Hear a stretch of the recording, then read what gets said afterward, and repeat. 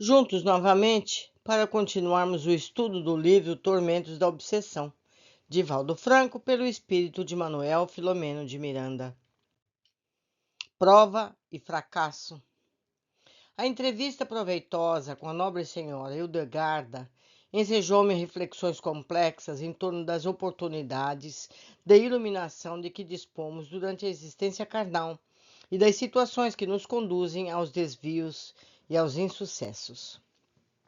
Impressionado com a tranquilidade e confiança que dela se irradiavam naquela noite, quando o encontro adrede estabelecido com o Dr. Inácio Ferreira, não sopitei a curiosidade positiva, aproveitando-me da sua proverbial bonomia, referi-me à experiência que tivera e às conclusões a que chegara, indagando-o com interesse. Quais as perspectivas que se desenham para este espírito que, integrado ao programa do bem, considera-se, no entanto, em débito para com o dever não cumprido e de que aparentemente não é responsável? Conhecendo a experiência da senhora, o amigo respondeu-me com naturalidade e lucidez. O caro Miranda sabe que as leis divinas, inscritas na consciência de cada ser, estabelecem as diretrizes da felicidade ou da necessidade de reparação do erro conforme a pauta de valores vivenciados durante a oportunidade existencial. Nossa gentil irmã, despertando para a consciência responsável, deu-se conta da mais grave imperfeição que lhe dificultou a execução da tarefa e, sem permitir-se autocompaixão ou remorso desnecessário, trabalha com afã e com diferentes propósitos dos experienciados anteriormente, anelando por granjear méritos para retornar oportunamente ao palco terrestre, a fim de realizar o mistério a que desencarnação lhe interrompera, sendo-lhe a vaidade, a excessiva autoconfiança, o ponto vulnerável do seu caráter. Adestra-se nesse momento no exercício da vera humildade, executando atividades que lhe propiciem maior entendimento do significado profundo da reencarnação. Elegeu assim, que se encontrou em condições para a própria edificação, os serviços na área da limpeza e da conservação de algumas das nossas enfermarias para autoeducar-se, no trato mais direto com a dor e os trabalhos que jamais imaginou executar quando na Terra, lapida as imperfeições morais e alarga os sentimentos da afetividade para retornar ao lar que planejou com excessivos cuidados em relação à forma, à aparência, vivendo-lhe a essência dos objetivos e da realização da caridade sem jaça. O querido orientador calou-se por um pouco e de imediato alongou-se. Tenho conhecimento que a dedicada senhora Hildegarda requereu às entidades superiores a oportunidade de reencarnar-se em região de muita pobreza, na cidade onde levantou a instituição dedicada à caridade, a fim de ser recolhida em plena orfandade, naquele mesmo ninho, de modo a alcançar a idade adulta, afeiçoada, reconhecida pelo domicílio que a favoreceu, possa dedicar-se ao prosseguimento da tarefa, lá mesmo, em benefício de algumas gerações de necessitados que virão aos seus braços. Verificamos dessa forma que o compromisso não realizado é transferido de ocasião, mas nunca deixado de ser executado. Olha só que interessante. Ela vai nascer de forma humilde e vai ser internada na casa de caridade que ela deu início. Vocês lembram no capítulo anterior que ela não terminou a casa porque ela queria tanto esmero. E agora essa casa ficou pronta, ela vai se internar nessa casa. E quando adulta, ela vai dirigir essa casa. Que maravilha, que interessante. A semeadura. A gente semeia e colhe lá adiante. Mas vamos continuar. Face aos esforços envidados para a vivência da fé racional que abraçou, a solidariedade bem vivenciada na associação que frequentava, a conduta moral saudável, severamente mantida, conquistou méritos que a tornam um exemplo de vida espiritual enobrecida. A deficiência que lhe dificultou a execução plena do programa que deveria realizar é problema íntimo que ela está procurando ultrapassar. A lei é sempre de amor, nunca de punição, no sentido castrador e perverso. Jamais faltam ensejos de iluminação para quem quer que seja realmente a palma da vitória, bastando-lhe não olhar para trás, mas prosseguir com devotamento, utilizando-se de todas as oportunidades para tornar-se melhor. Por isso mesmo, o grande desempenho é sempre de natureza interna, nas paisagens dos sentimentos, onde ninguém passeia para observar, exceto o próprio indivíduo. Mudando o ritmo da conversação, convidou-nos a Alberto e a mim para visitarmos uma das alas do pavilhão, na qual se encontravam as enfermarias reservadas aos pacientes portadores de transtornos psíquicos.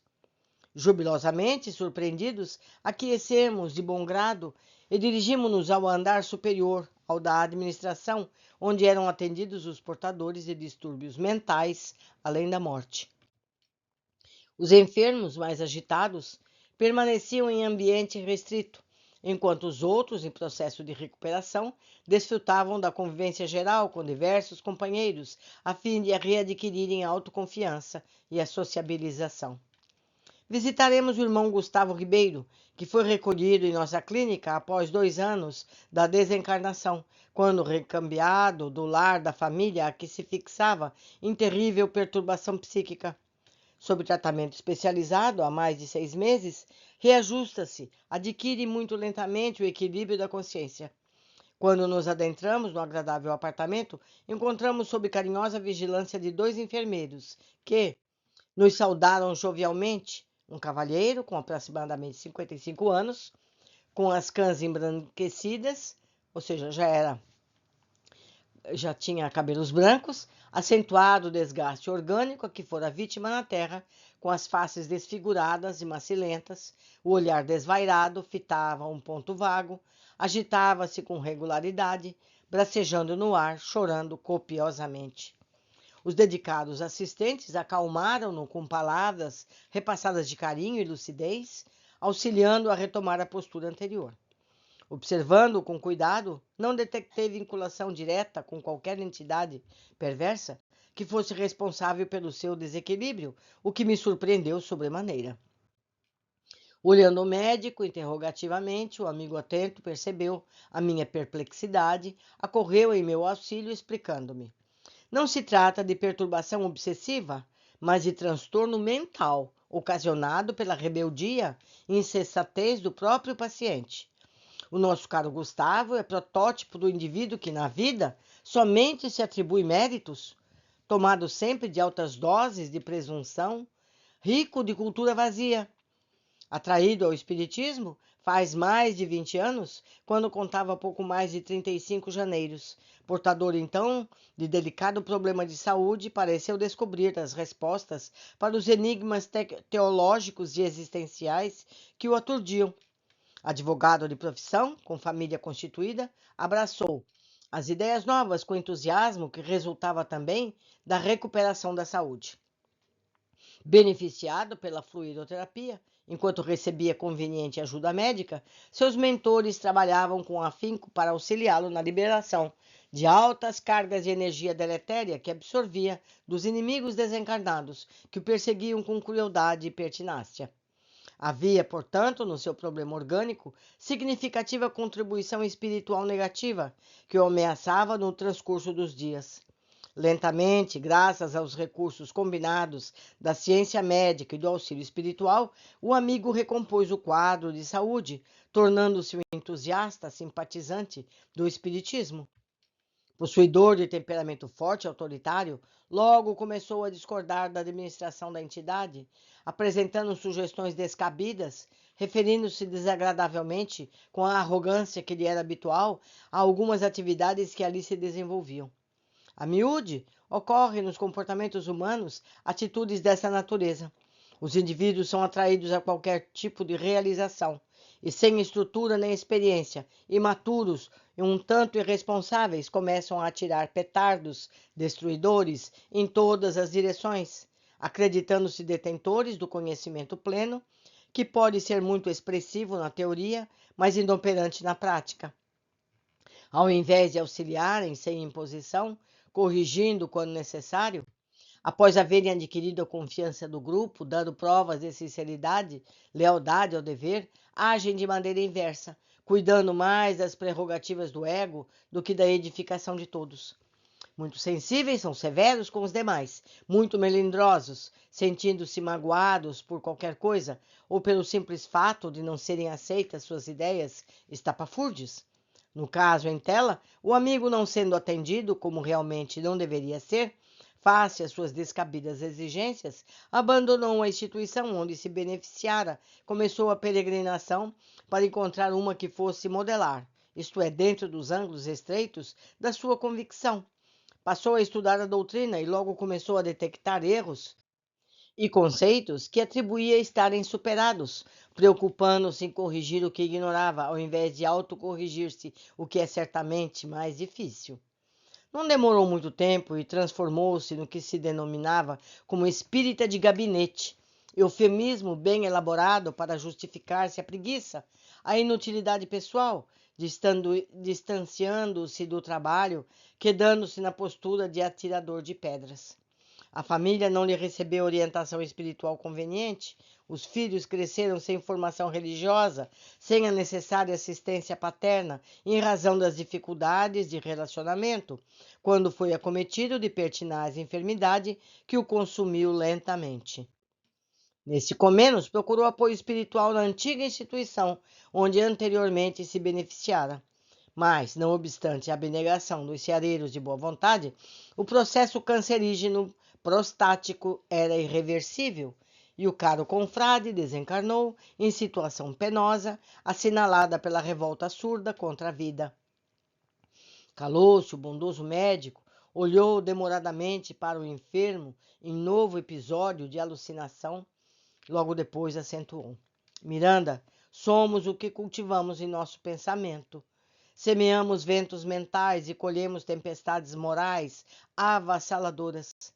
Enquanto não nos resolvamos pela solução dos problemas íntimos, alterando nossa conduta mental, adquirindo lúcida compreensão das leis de Deus para vivenciá-las, estaremos cercados pelos tesouros da felicidade sem nos apercebermos antes, barafustando-nos pelos lugares onde nos encontrarmos.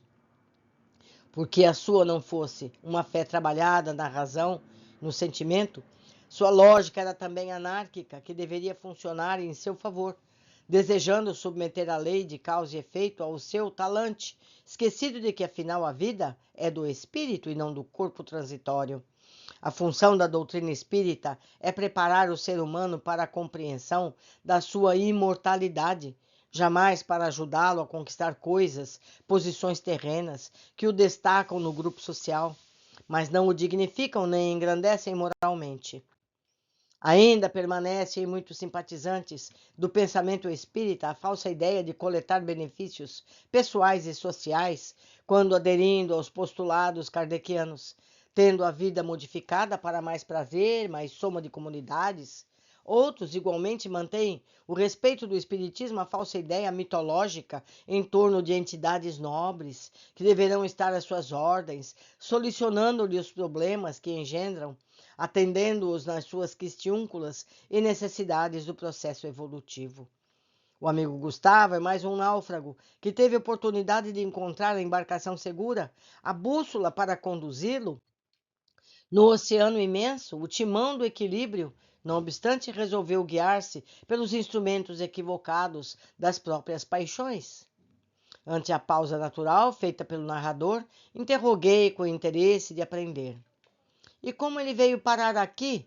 Qual o mecanismo que desencadeou o interesse dos benfeitores pelo irmão equivocado? Sem demonstrar irritação, Dr. Inácio respondeu com tranquilidade. Somando a aflição da partida do esposo, as preocupações com os filhos, perturbação que o mesmo produzia no lar, sem dar-se conta do deslindamento dos vínculos carnais, a viúva sofrida, embora pouco informada das bênçãos do espiritismo, recordou-se que o marido, vez que outra no passado, referia-se à excelência da doutrina. Tivera ocasião de assistir aos passistas, transmitindo bioenergia ao paciente, falando-lhe com inefável doçura sobre a resignação e a coragem ante o processo degenerativo e afligente. ficando sinceramente comovida e grata a esses operosos desconhecidos que lhe visitavam o lar para ajudar o companheiro, sem apresentar outro interesse senão o bem dele mesmo. Orando compungida, em momento de grande aflição, sinceramente voltada para o bem da família e de si, atraiu o seguio espiritual, que a inspirou a procurar aquele grupo de pessoas generosas, cuja conduta espiritual tanto a impressionara.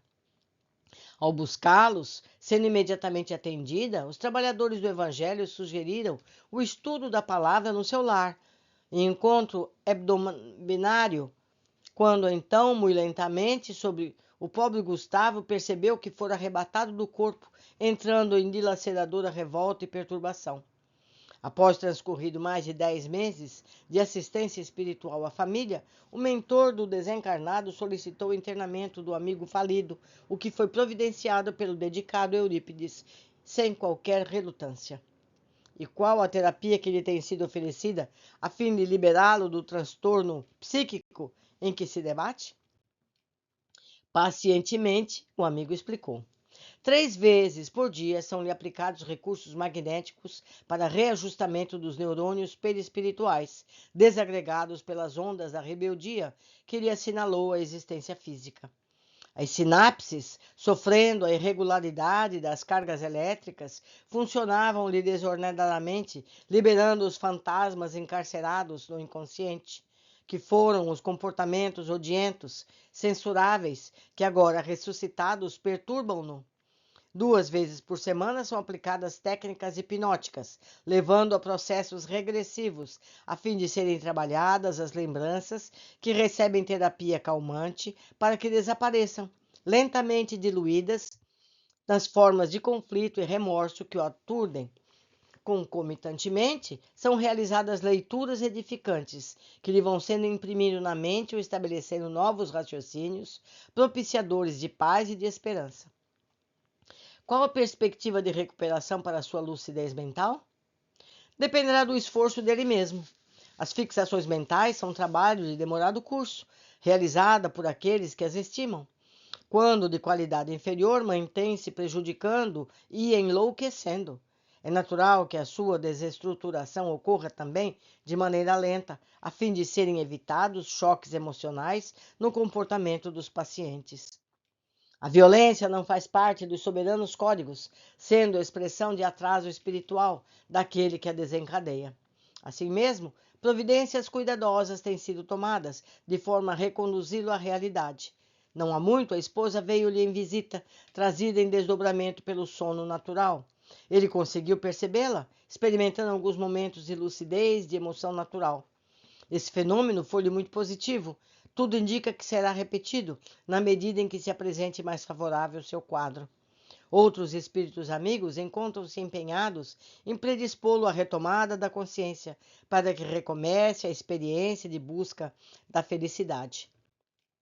O nosso sanatório tem como prioridade, conforme o Miranda está esclarecido, atender os amigos da fé espírita, que optaram pela perturbação pelo engodo, pelos compromissos infelizes, que necessitam de atendimento carinhoso para o prosseguimento das tarefas interrompidas. Naquele momento, chegaram os passistas encarregados do atendimento de Gustavo. Era uma excelente oportunidade para auxiliá-lo com o nosso modesto contributo da oração e simpatia.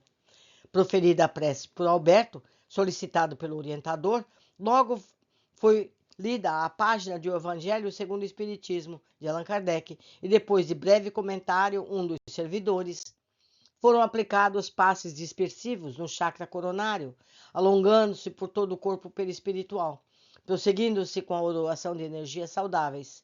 No início, o paciente estertorou, acalmando-se lentamente, até que, abençoado por um sono repousante e tranquilo. Estava encerrada a nossa visita. Despedimos-nos dos assistentes e, quando nos encontrávamos no corredor, indaguei ao médico uberabense. São aplicados outros recursos que desconhecemos na Terra? Sim, respondeu com simpatia.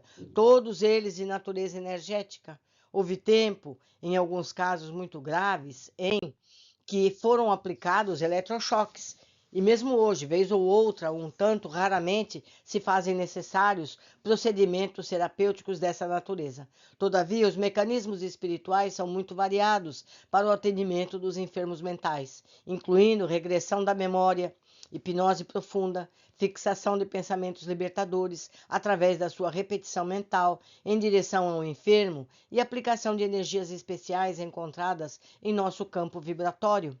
Mas é sobretudo através do amor, com interesse pelo bem-estar dos enfermos, que, por meio da oração que nos vincula ao pensamento divino e do qual se aurem forças vigorosas para transmiti-las em favor dos necessitados, que na razão em que vão sendo absorvidas, o quadro em que demoram se modifica para melhor, alterando o comportamento emocional e psíquico, por fim propiciando-lhe a recuperação do equilíbrio. Vivemos em um universo de ondas e de mentes, de ideias, de vibrações, de energia, e tudo quanto existe é resultado das várias apresentações desses campos de forças, apresentando-se em vários painel de formas e de acontecimentos. Se nos recordamos de Jesus, constataremos essa realidade quando ele nos ensinou: seja o que for que peçais na prece, crede que obtereis, e vos será concedido, conforme as anotações de Marcos 11, versículo 24. Porque na prece, em razão desse miraculoso mecanismo vibratório, pode alterar a estrutura da nossa realidade. Passamos a experimentar outras expressões de energia que propana de Deus e nos modifica a realidade interior. Sendo o pensamento uma fonte de energia específica, de acordo com a sua constituição positiva ou negativa, sempre alcança a meta para a qual é direcionado.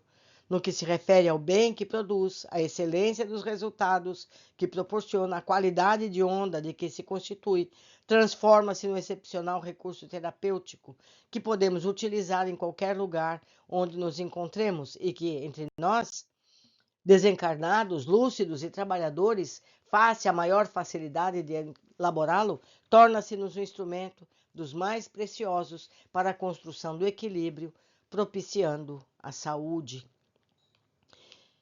Terminamos mais um capítulo. Eu espero que estejamos todos aproveitando muito esses conhecimentos e aplicando em nossas próprias vidas. Por hoje ficamos aqui, aguardo todos na sequência desse estudo.